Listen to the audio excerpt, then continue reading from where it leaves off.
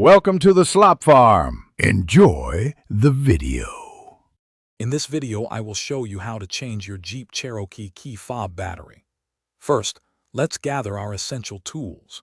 You will need a small flathead screwdriver and a fresh CR232 3-volt battery. It's also a good idea to have a clean, well-lit area to work in, preventing any tiny components from getting lost. Make sure your key fob is indeed for a Jeep Cherokee to ensure these instructions are accurate for your model. Now let's open the key fob.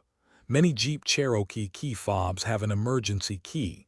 If yours does, slide the mechanical latch and remove it first.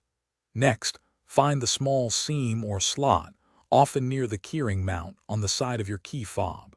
Carefully insert your small flathead screwdriver into this gap. With a gentle twisting or prying motion, separate the two halves of the key fob casing. With the key fob open, you will see the old battery.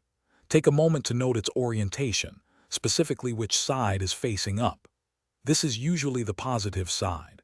Gently use your screwdriver or a finger to pry out the old CR232 battery from its compartment.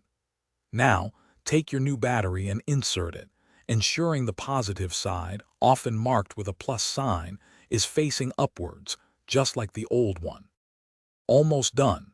Carefully align the two halves of your key fob casing. Press them firmly together until you hear a distinct click, indicating that the fob is securely snapped shut. If you removed an emergency key, slide it back into its slot. Finally, test your key fob by attempting to lock and unlock your Jeep Cherokee's doors. Your key fob should now be fully functional and ready for use. Thanks for watching. Consider subscribing if we helped you today.